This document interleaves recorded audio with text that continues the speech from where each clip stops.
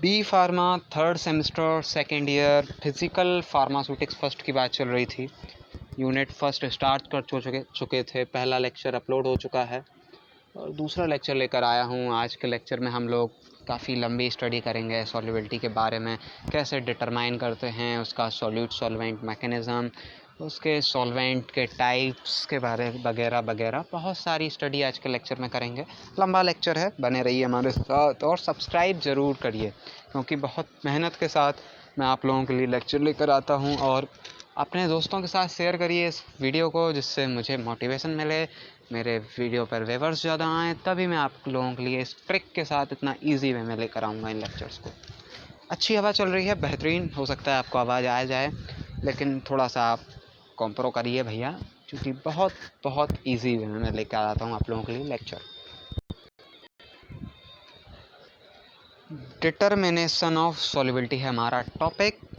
A method is used for the determination of solubility at laboratory scale। चलिए, जो लिखा है वो आप पढ़ लीजिए, वो मेरा टॉपिक नहीं है। मुझे जो दिख रहा है वो तो आप स्क्रीनशॉट भी ले लेंगे, उसको आराम से वीडियो पॉज करके लिख भी लेंगे पॉइंट बाई पॉइंट, और यही टॉपिक लिखना है। फिजिकल फार्मास्यूटिक्स के नोट्स लेने की कोई ज़रूरत नहीं है। जितना पीपीटी में है उतना लिखिए, मैं जो बोलता हूँ कुछ एक्सेस वो लिखिए, नोट्स आपके प्रिपेयर। फिज़िकल समझने वाला टॉपिक है, रटने वाला नहीं, लिखने वाला नहीं। चलिए, मैं यहाँ आपको समझाता हूँ कि करते क्या है। करते ये हैं कि हम लोग पहले एक्सेस अमाउंट लेते हैं एक सॉल्यूट का, डाल देते हैं और एक सैचुरेटेड सॉल्यूशन बनाते हैं। अब ये सब है, अगर आपको नहीं पता सैचुरेटेड, अनसैचुरेटेड, सुपर सैचुरेटेड, तो पिछले वीडियो के अंदर मैं टर्म्स लेके आया था, वो वीडियो आप जाकर प्लेलिस्ट में ज़रूर देखिए। उस पर व्यूअर्स कम हैं, भाई ज़रूर देखो और उसको शेयर करो अपने दोस्तों के साथ, तभी तो व्यूअर्स बढ़ेंगे, सब्सक्राइबर्स बढ़ेंगे और मेरा उत्साह भी बढ़ेगा आप लोगों के लिए वीडियो बनाने के लिए। खैर, उत्साह बढ़ा हुआ है, मैं एक्साइट हूँ, बहुत तेज़ी के साथ वीडियो बना भी रहा हूँ। सैचुरेटेड सॉल्यूशन बनाते हैं, सॉल्वेंट में एक्सेस सॉल्यूट डाल के उसको सेक करते हैं हल्का सा, सैचुरेटेड सॉल्यूशन बन जाता है। लेकिन ध्यान रखते हैं कि ना तो टेम्परेचर बदले, मीन्स एक फिक्स टेम्परेचर बात रहे, टेम्परेचर ना इंक्रीज़ हो ना डिक्रीज़ हो, वरना हमारा डेटा रॉन्ग हो जाएगा।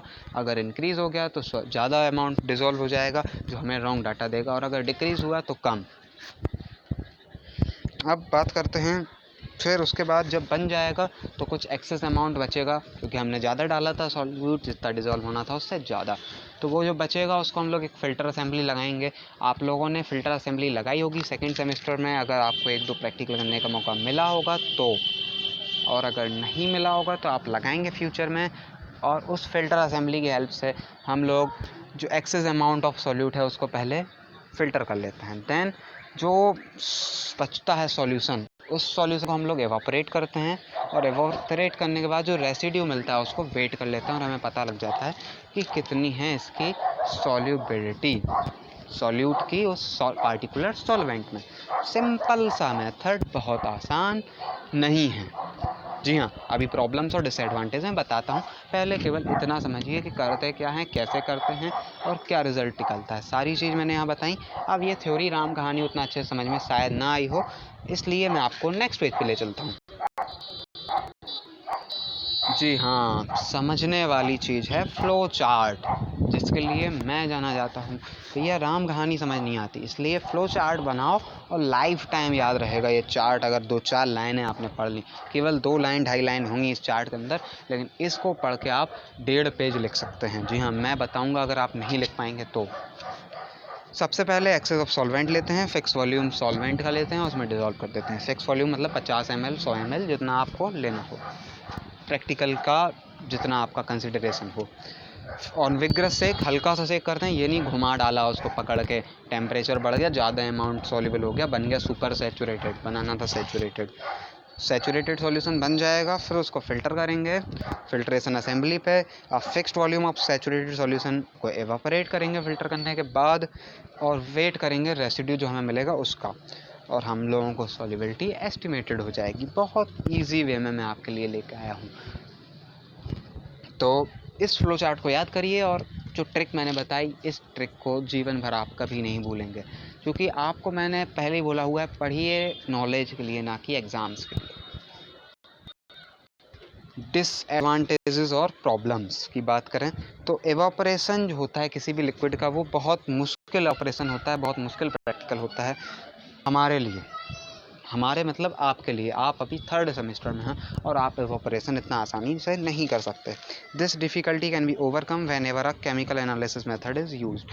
हो सकता है आप कोई बहुत हाई केमिकल ले रहा हूँ, मान लीजिए सल्फ्यूरिक एसिड, करते कम है इससे टेस्ट, लेकिन फिर भी मैं इसलिए ले रहा हूँ क्योंकि सल्फ्यूरिक एसिड जो है वो बहुत ज़्यादा क्रिटिकल होता है। तो ये इसको एवापोरेट करने में पसीना छूट जाएंगे आपके, बेंड बच जाएगी।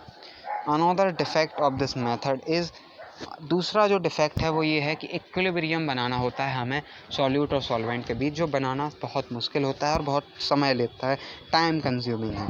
और सैचुरेटेड सॉल्यूशन बनाना भी बहुत मुश्किल है, क्योंकि कई बार ऐसा होता है कि हमें पहले बहुत हाई टेम्परेचर पे डिज़ोल्व होता है हमारा सॉल्यूट सॉल्वेंट के अंदर, तो पहले हाई टेम्परेचर से ले जाओ, फिर उसको कूल करो, लो टेम्परेचर पे ले आओ, फिर उसको एवापोरेट करो, तो भैया ये बहुत ज़्यादा मुश्किल हो जाता है। यही इसकी डिसएडवांटेज या प्रॉब्लम्स हैं, ज़्यादा इंपॉर्टेंट नहीं है, फिर भी मैं इसलिए लेके आया हूँ क्योंकि मैं डीपली और कुछ भी छोड़ता नहीं।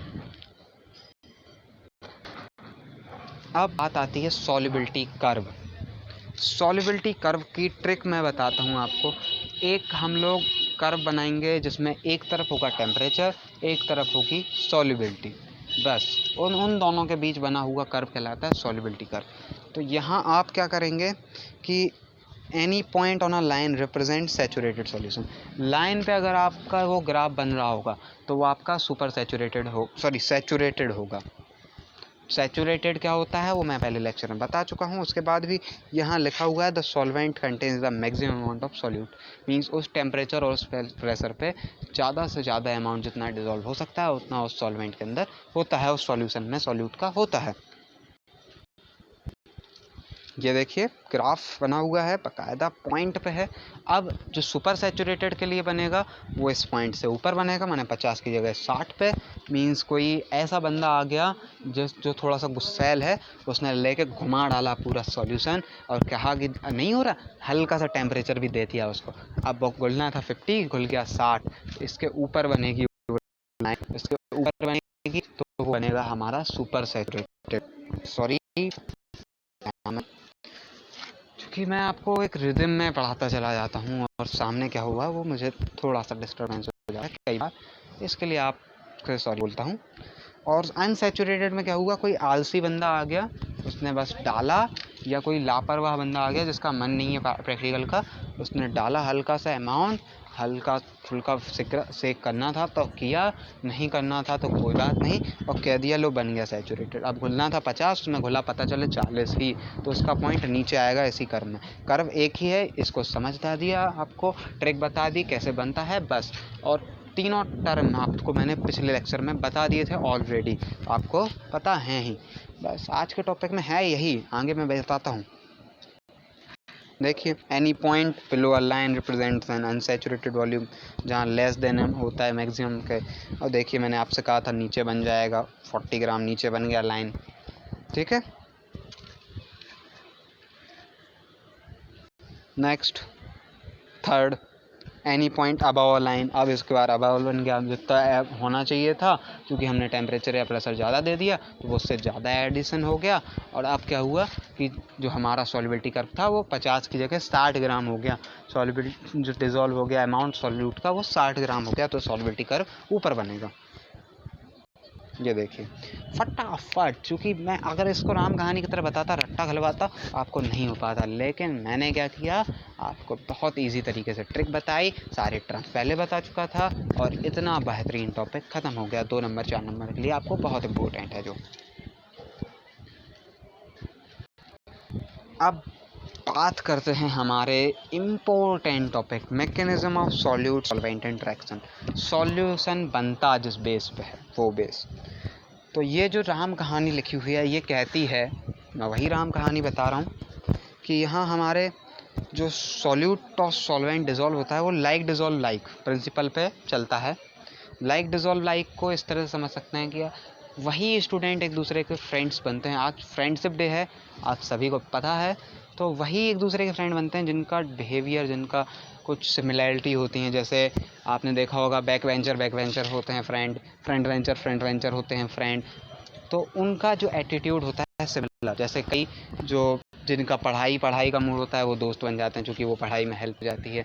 और मैं भी कहता हूँ कि आप लोग भी फ्रेंड्स ऐसे बनाएं, इस तरह से अपना नेचर रखें कि आपको उससे बेनिफिट मिले, हार्म ना मिले। तो उसी तरह का यहाँ चलता है सॉल्यूट सॉल्वेंट का। Like dissolve, like the solubility of the solute in a solvent depend on the nature of solvent. क्योंकि सॉल्यूट तो भैया फिक्स ही रहेगा और सॉल्वेंट के नेचर पे डिपेंड करता है। सॉल्यूट तो हमारा जो है वही है, उसको हम चेंज नहीं कर सकते। सॉल्वेंट हम चेंज कर सकते हैं। सॉल्वेंट हो सकता है पोलर या नॉन पोलर। अब ये क्या होते हैं ये मैं अभी आपको आगे बताने वाला हूँ, क्योंकि मैंने कहा था लंबा लेक्चर है थोड़ा सा पहले के कंपैरिजन में। The solubility also depends on the chemical, structural and electrical properties that cause mutual interaction between the solute and solvent. The solubility of a drug is due to polarity of the solvent. Solubility polarity पर depend होती है कि है कि नहीं है solvent, ठीक है। अगर होगी तो वो पोलर और नहीं होगी तो नॉन पोलर। और ये डिपेंड करता है डिपोल मूवमेंट। अब डिपोल मूवमेंट में यहाँ इसलिए नहीं बता रहा हूँ आपको, क्योंकि अगले ही यूनिट में उसके सेकंड पार्ट में आपको पढ़ना है physico chemical properties of drug molecule. वहाँ आपको मैं ये सारी चीज़ें बताने की कोशिश करूँगा। वहाँ डिपोल मूवमेंट भी है और डिपोल मूवमेंट भी शायद है, और नहीं होगा तो मैं आपको बता दूँगा अगर आप कमेंट करेंगे तो, ठीक है। बट लेक्चर का वो हमारा पार्ट नहीं है, इस यूनिट का, इस लेक्चर का वो हमारा पार्ट नहीं है। अब अगर मैं आपको राम कहानी लिखलाता इतनी बड़ी तो शायद याद नहीं होती। और जिस चीज़ के लिए मैं जाना चाहता हूँ ई ट्रिक्स है, वही इजी ट्रिक के थ्रू एक फ्लो चार्ट लेकर आया हूँ। Cleavage of solute, solute intermolecular bonds. Cleavage होगा सॉल्यूट का सबसे पहले, फिर दूसरे स्टेप में सॉल्वेंट का बॉन्ड होगा, इंटरमोलिकुलर टूटेगा। फिर दोनों के बीच एक कैविटी बनेगी सॉल्वेंट फेस की, मतलब कैविटी का मतलब बीच में गैप, जहाँ आके सॉल्यूट के मॉलिक्यूल आके बैठ जाएं। जैसे मान लीजिए आप अकेले रहते हैं रूम में, अब कुर्सी पे क्या था, कपड़े रखे थे 25-30, क्योंकि जब अकेले रहते हैं बंदे तो उनको इतना टाइम नहीं होता कि वो कपड़े वहाँ टांग सकें। वो आराम से एक्सचेंज किया, कुर्सी पे फेंक दिया। अब आ गया कोई आपका दोस्त या कोई आपका रिश्तेदार, तो आप पहले क्या करेंगे, उस कपड़े को उठाना शुरू करेंगे ऊपर से। ये नहीं इकट्ठे सारे कपड़े तो उठते नहीं भाई 20-25, इसीलिए मैंने 20-25 बोले। तो पहले आप उठाएंगे कपड़े का बॉन्ड टूटेगा, मैंने कपड़े उठा लेंगे 4-6। फिर कपड़े और कुर्सी के बीच का बॉन्ड टूट के सारे कपड़े साफ़ हो जाएंगे, कैविटी बन गई। फिर आप वो कुर्सी देंगे आप अपने रिश्तेदार को, और वो रिश्तेदार अपनी तशरीफ़ लाएगा उस कुर्सी पे, मतलब वहाँ कुर्सी पे बैठ जाएगा। बस यही तो कहानी थी। वही यहाँ भी कैविटी बन जाएगी, यहाँ तक मैंने बताया। अब सॉल्यूट आके उस कैविटी में बैठ जाएगा, movement of solute into the cavity of solvent phase. और फिर वो कुर्सी और उस रिश्तेदार जो भी आया था, जो पर्सन आया था, उन दोनों के बीच बॉन्ड बन जाएगा, मीन्स वो कंफर्टेबली बैठ जाएगा और सॉल्यूशन बन जाएगा। फिर हम ये नहीं बोल सकते कि ये कुर्सी है और ये पर्सन, फिर हम ये बोलेंगे ये पर्सन कुर्सी पे बैठा हुआ है। उसी तरह ये हमारा सॉल्यूशन प्रिपेयर हो गया। वही ट्रिक्स तो मैं लेके आता हूँ आपके लिए, इसीलिए तो मैं कहता हूँ कि भैया सब्सक्राइब करो, तभी तो मुझे मोटिवेशन मिले। व्यूअर्स बढ़ाइए। जितनी कहानी थी मैंने आपको बहुत आराम से बता दी। अब एग्जाम्पल, विदाउट एग्जाम्पल आपको समझ नहीं आता, जिस तरह विदाउट ट्रिक्स एग्जाम्पल ज़रूरी है। साइंस साइड में क्यों क्वेश्चन ज़रूर पूछा जाता है। यहाँ कुछ चीज़ें हैं जो मैं आपको दिखाने वाला हूँ। यहाँ मैं मानता हूँ x हमारा सॉल्वेंट है और y हमारा solute. x for solvent, y for solute. The forces of attraction is represented by xx, y and xy. xx means solvent के बीच के intermolecular force, y means solute के बीच का इंटरमोलिकुलर फोर्स, और xy means दोनों के बीच का, यानी सॉल्यूशन वाला। In this case one of the following condition में अगर इन तीन में से कोई एक कंडीशन होती है जब भी हम लोग सॉल्युबिलिटी करते हैं। पहली कंडीशन, x जो होता है वो y से बहुत बड़ा होता है। यहाँ xy लिखा है बट है वहाँ y, मतलब जो सॉल्वेंट का इंटरमोलिकुलर बॉन्ड होता है वो बाई यानी सॉल्यूट के इंटरमोलिकुलर बॉन्ड से बहुत बढ़कर होता है। ये आपका भी करेक्शन कर लीजिएगा अगर अभी आप नोट्स बना रहे हैं तो, या स्क्रीनशॉट खींच रहे हैं तो ध्यान रखिएगा। The solvent molecules will be attracted to each other and the solute will be eliminated, example benzene and water. जैसे कि सॉल्वेंट मॉलिक्यूल्स क्या करेंगे, वो अपना इंटरमोलिकुलर फोर्स बनाए रखेंगे। मीन्स हो सकता है कि वो कपड़े गलती से कुछ ख़राब हो गए हों, या कपड़े की जगह उस कुर्सी पे खाना खाया हो अभी स्टूडेंट ने, और वो खाना वहाँ गिर गया हो। उसी ट्रिक को फॉलो कर रहा हूँ। तो फिर उस गंदी कुर्सी को जब तक साफ़ नहीं किया जाएगा तब तक वो रिश्तेदार नहीं बैठ पाएगा। मीन्स वही कंडीशन यहाँ आएगी, तो वो फिर रिश्तेदार खड़ा ही रहेगा अगर लड़का कहेगा कि अगर ज़्यादा खास नहीं होगा वो स्टूडेंट, ऐसे कोई खास दोस्त होगा या अभी हाल ही जाना होगा उन दोनों के साथ, तो वही कहानी यहाँ होगी कि वो फिर एलिमिनेट हो जाएगा सॉल्यूट हमारे सॉल्वेंट से बाहर। Example benzene and water. अगर आपने कभी बचपन में तेल और पानी को मिलाने की कोशिश की होगी, बचपन में दिमाग खुरापाती होता है, और मैंने ऑर्गेनिक में ये शायद एग्जाम्पल आपको बताया भी था, दौड़ने भागने वाला कुछ बचपन का, तो उस टाइम अगर आपने ये प्रैक्टिकल किया होगा तो वो दोनों मिक्स नहीं होते हैं, और उनके मिक्स नहीं होने वाले को यहाँ फिट कर सकते हैं। सेकंड कंडीशन होती है हमारी, if Y Y is greater than, most greater than X X, double greater than के साइन लगे भैया, तो वाई वाई जो है वो अगर एक्स एक्स से बहुत ज़्यादा बड़ा होगा, मीन्स सॉल्यूट का इंटरेक्शन ज़्यादा होगा, तो वो सॉल्वेंट में डिजोल्व भी नहीं होगा, तो solvent will not be able to break binding force between solute molecule. अब अगर वो रिश्तेदार होगा थोड़ा सा खड़ूस, कोरोना टाइम चल रहा, वो कहेगा नहीं मैं अंदर नहीं आ रहा हूँ ना, मुझे बैठना है, तुम बाहर आ जाओ अपन चलते हैं, बस इसी तरह की कुछ कहानी। तो फिर क्या होगा, ना वो बैठेगा ना सॉल्यूशन बनेगा। एग्जाम्पल NaCl इन बेंजीन, अगर आपने कभी ये प्रैक्टिकल किया हो तो आपको पता होगा। Next is x by is greater than X x. तीनों फोर्स इक्वल जब होंगे तभी सॉल्यूशन बनेगा।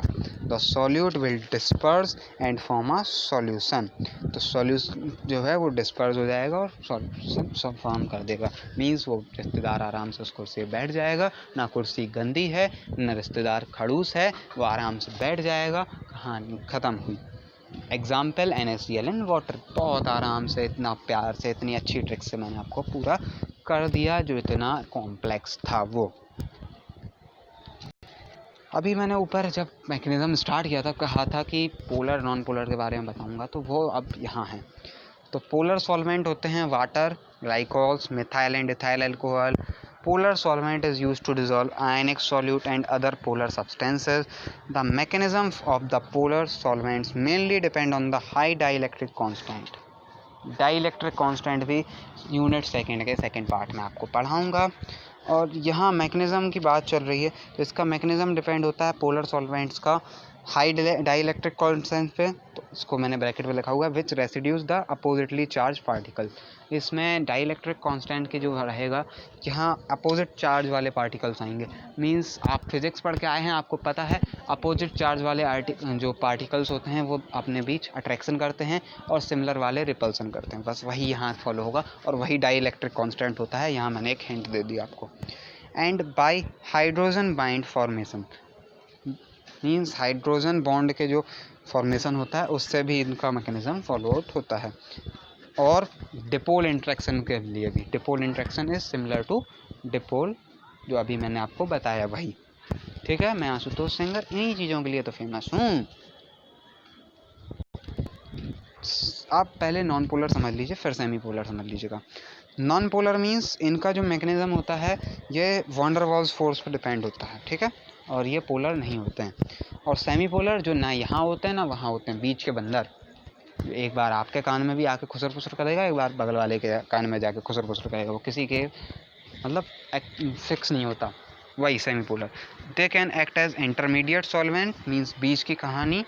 Induce the miscibility of polar and non polar liquids. Semi polar liquids यानी कीटोन का ले सकते हैं, can induce a certain degrees of polarity in non polar solvent molecules. बस यही कहानी थी, और इसको आप इजीली याद कर लीजिएगा, ये 1-2 नंबर में कभी कभी पूछ लिया जाता है, और बट मैकेनिज़्म समझने के लिए सॉल्युबिलिटी का ये इंपॉर्टेंट है, इसलिए आराम से इन्हें याद करके रखिएगा। और मैंने आपको ट्रिक्स के साथ बताया तो याद रहेगा। कोर्स कंटेंट जो पिछले लेक्चर में दिखाया था, सॉल्युबिलिटी एक्सप्रेशन पिछले लेक्चर में ख़त्म किया था, मैकेनिज्म में ख़त्म किया। अब अगला लेक्चर आएगा या तो आइडियल सॉल्युबिलिटी पैरामीटर का, और यदि नहीं तो मैं लाऊंगा सॉल्वेशन एंड एसोसिएशन का, जो अच्छा टॉपिक है, मज़ा आएगा जैसे पढ़ाने में थोड़ा सा।